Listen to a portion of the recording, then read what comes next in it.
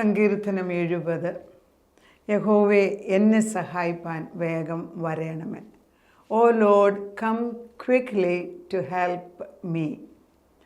സങ്കീർത്തനം 70 ഒരു ചെറിയ സങ്കീർത്തനമാണ്. ഏകദേശം 6 വചനങ്ങൾ അതിന് മാത്രമേ ഉള്ളൂ. നമ്മൾ പല പ്രാവശ്യം വായിച്ചിട്ട് പല പ്രാവശ്യം വായിച്ച് വായിച്ചങ്ങ് പോകുന്നതേ ഉള്ളൂ. പക്ഷേ ഇതിൽ വലിയ സമ്പത്തുണ്ട്. ഇത് ഇന്ന് അനേക കുടുംബങ്ങൾക്കൊരു വിടുതലിനായിട്ട് പരിശുദ്ധാത്മാവ് അയക്കുന്നതാണ്. പ്രത്യേകിച്ച് നിങ്ങളുടെ മക്കൾ കുടുംബജീവിതത്തിൽ മാറി നിൽക്കുന്നവർ ഒന്നിച്ചു കൂടാൻ, കള്ളു കുടിക്കുന്നവർ തിരിച്ചു വരാൻ, ഭാര്യ ഭർത്താക്കന്മാരിൽ ജീവിതത്തിൽ ഐക്യത ഇടാൻ, കുടുംബത്തിലെ പ്രയാസങ്ങൾക്ക് എക്കത്തിനും ഏത് പ്രയാസമാണല്ലോ അതിനൊക്കെ ഉപയോഗിക്കാൻ പറ്റിയ ഒരു സങ്കീർത്തനമാണ് സങ്കീർത്തനം 70. ഇത്രമാത്രം പ്രാധാന്യം ഈ സങ്കീർത്തനം ഉണ്ടെന്ന് ചോദിച്ചാൽ ദൈവം തമ്പുരാൻ എന്നോട് ഇങ്ങോട്ട് പറഞ്ഞു സങ്കീർത്തനം 70 എടുത്ത് വായിക്കുകയെന്ന്. അത് വെച്ച് പ്രാർത്ഥിക്കാൻ, അത് വായിച്ച് പ്രാർത്ഥിക്കാൻ ദൈവം ഇങ്ങോട്ട് നമുക്കൊരു ആലോചന തരുമ്പോൾ നമ്മളത് വളരെ സീരിയസ് ആയിട്ട് എടുക്കണം. അത് സങ്കീർത്തനം 70 ഞാനൊന്ന് വായിക്കാം. ആകെ 6 വാക്യങ്ങൾ.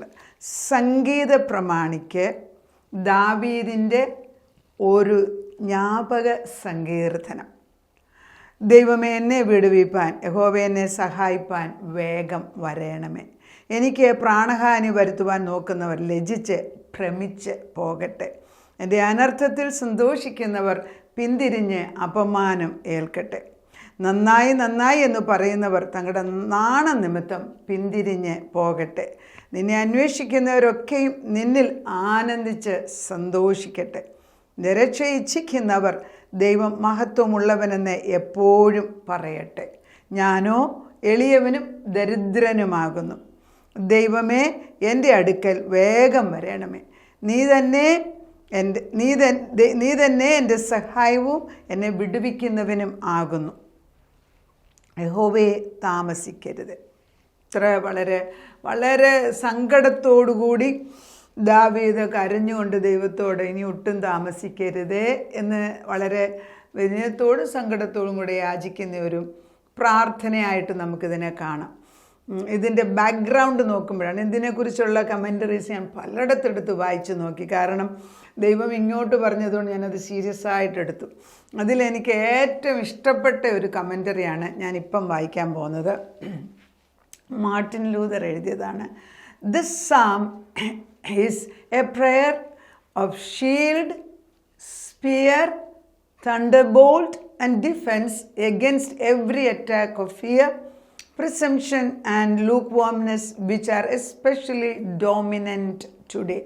അതായത് ഇതിൻ്റെ അർത്ഥം, ഈ ഒരു സങ്കീർത്തനം ഇതൊരു പ്രാർത്ഥനയാണ്. ഈ പ്രാർത്ഥന ഒരു പരിചയാണ്, ഒരു കുന്തമാണ്, ഒരു ഇടിമിന്നലാണ്, ഒരു പ്രതിരോധമാണ്. എന്തിന്? നമ്മുടെ ഭയത്തിനെതിരായിട്ട്, സങ്കല്പങ്ങൾക്കെതിരായിട്ട്, ഉദാസീനമായ ജീവിതത്തിനെതിരായിട്ട് ഈ കാലങ്ങളിൽ കാണുന്ന ഏറ്റവും പ്രധാനപ്പെട്ട 3 കാര്യങ്ങളാണ് ഭയം, സങ്കല്പങ്ങൾ, ഉദാസീനത. ഇതിനെതിരായിട്ടും ജീവിത ഭാരങ്ങൾക്കും എതിരായിട്ട് ഉപയോഗിക്കാവുന്ന ഒരു പരിച, ഒരു കുന്തം, ഇടിമിന്നൽ, ഒരു പ്രതിരോധം. അപ്പോൾ വളരെ ഇത്രമാത്രം പ്രാധാന്യം ഈ 70-ാം സങ്കീർത്തനത്തിലുണ്ട് എന്ന് മാർട്ടിൻ ലൂതർ, അതായത് റിഫോമിസ്റ്റ് ആയിട്ടുള്ള മാർട്ടിൻ ലൂതർ എഴുതി വെച്ചു എങ്കിൽ അദ്ദേഹത്തിൻ്റെ ജീവിതത്തിലും ഇത് പ്രയോജനപ്പെട്ടതായിരിക്കണം. അപ്പം നമ്മൾ മനസ്സിലാക്കേണ്ടത്, ദൈവത്തിൻ്റെ ആദ്യമേ ചോദിക്കും എന്തിനാണിത് പറയുന്നത്, ആരാണിത് പറയുന്നതെന്ന് ചോദിക്കുമ്പോൾ തുടക്കം ഇങ്ങനെയാണ്. സംഗീത പ്രമാണിക്ക് ദാവീദിൻ്റെ ഒരു ജ്ഞാപക സങ്കീർത്തനം. ദാവീദിനെ നമുക്ക് എല്ലാവർക്കും അറിയാം. ദാവീദ് ഇസ്രായേലിൻ്റെ ഏറ്റവും കൂടുതൽ വിസ്തീർണമായിട്ടുള്ള സ്ഥലമുണ്ടാക്കി ലോകത്തിൽ നിന്ന് സ്വർഗത്തിൽ രാജാവായിട്ടിരിക്കുന്ന ദാവീദിൻ്റെ ഒരു ജ്ഞാപക സങ്കീർത്തനം. ജ്ഞാപക സങ്കീർത്തനം എന്ന് പറഞ്ഞാൽ മെമ്മോറിയൽ, ഓർമ്മക്കുറിപ്പെന്നാണ് പറയുന്നത്. അപ്പം എന്തൊക്കെയോ നന്മകൾ ഒത്തിരി അനുഭവിച്ച് കഴിഞ്ഞപ്പോൾ അത് ഓർക്കാൻ വേണ്ടി എഴുതി വെച്ച ഒരു സങ്കീർത്തനമാണ് ഇത്. അപ്പോൾ ഈ സങ്കീർത്തനം നമുക്ക് ദൈവം തന്നിരിക്കുന്നത് ദാവീദിൻ്റെ ജീവിതത്തിൽ 1 സാമുവേൽ ഏകദേശം 23-ാം അധ്യായത്തിൽ ദാവീദിൻ്റെ വളരെ പ്രയാസമുള്ള ഒരു ഘട്ടമുണ്ട്. ദാവീദിനെ സൗൽ രാജാവ് കൊല്ലാനായിട്ട് ഓടിക്കുന്ന സമയമാണ്. ആ സമയം ദൈവം ദാവീദിനെ രക്ഷിക്കാൻ വേണ്ടി പ്രാർത്ഥിച്ച ഒരു പ്രാർത്ഥനയായിട്ടാണ് ഇതിനെ നമ്മൾ കാണുന്നത്. അങ്ങനെ നമ്മൾ നോക്കുകയാണെങ്കിൽ നമ്മുടെ ജീവൻ പോകുന്ന സമയത്ത്, അല്ലെ നമ്മളെ അതുപോലെ ഒരാൾ ഉപദ്രവിക്കാൻ വരുമ്പോൾ ദൈവമേ എന്ന് വിളിക്കുകയാണ്, എന്നെ സഹായിക്കണേ, എനിക്ക് വിടുതൽ തരണമേ. അപ്പോൾ ആദ്യമേ പറയുന്നത് ദൈവമേ എന്നെ വിടുവിപ്പാൻ, രണ്ടാമത്തേത് യഹോവേ. Yahweh, YHVH.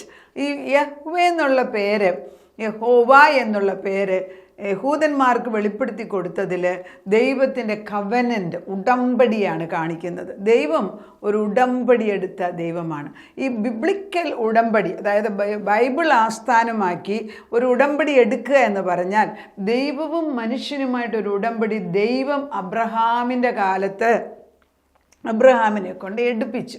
അപ്പോൾ ഈ അബ്രഹാമിനോട് കൊടുത്ത ഉടമ്പടി, അതിൽ ദൈവത്തിൻ്റെ ഉടമ്പടിയാണ്. ഒരു സൈഡിൽ ദൈവവും മറ്റേ സൈഡിൽ അബ്രഹാമുമാണ്.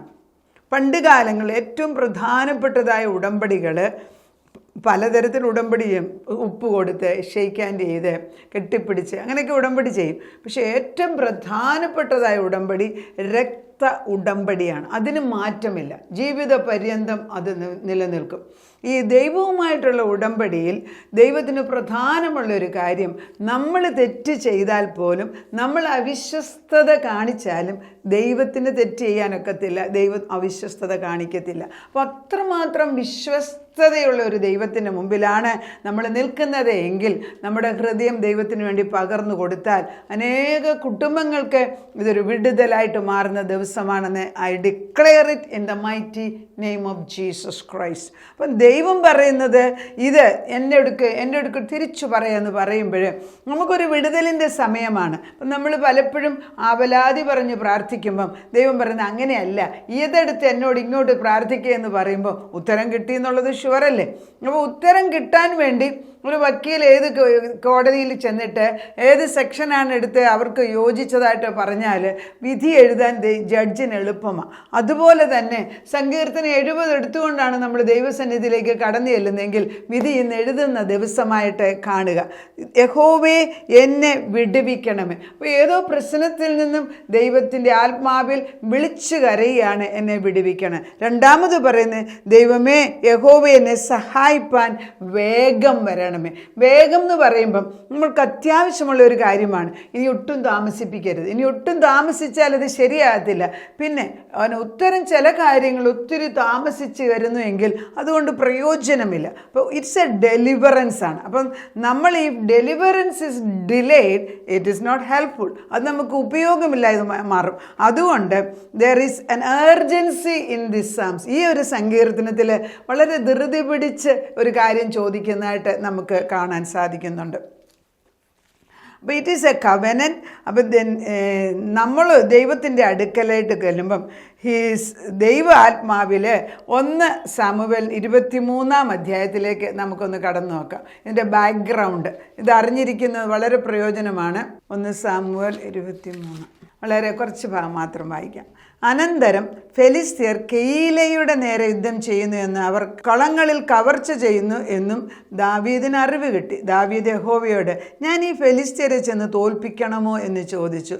യഹോവ ദാവീദിനോട് ചെന്ന് ഫെലിസ്ത്യരെ തോൽപ്പിച്ച് കെയീലിനെ രക്ഷിച്ചു കൊള്ളുക എന്ന് പറഞ്ഞു. എന്നാൽ ദാവീദിൻ്റെ ആടുകൾ അവനോട് നാം ഇവിടെ യഹൂദയിൽ തന്നെ ഭയപ്പെട്ടു പാർക്കുന്നുവല്ലോ, പിന്നെ കെയീലയിൽ ഫെലിസ്ത്യരുടെ സൈന്യത്തിൻ്റെ നേരെ എങ്ങനെ ചെല്ലുമെന്ന് പറഞ്ഞു.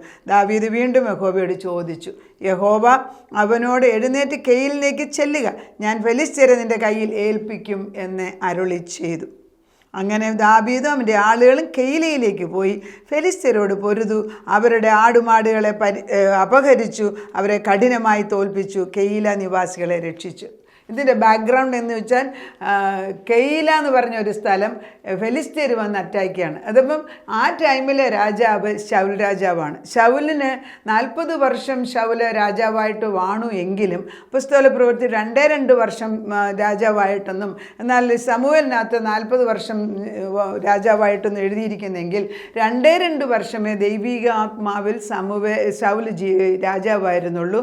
ബാക്കി 38 വർഷവും അശുദ്ധാത്മാവിലെ ദുരാത്മാവിനാലാണ് രാജ്യം ഭരിച്ചത്. അതുകൊണ്ട് വേദപുസ്തകത്തിൽ അത് കണക്കിട്ടിട്ടില്ല എന്നോർക്കണം.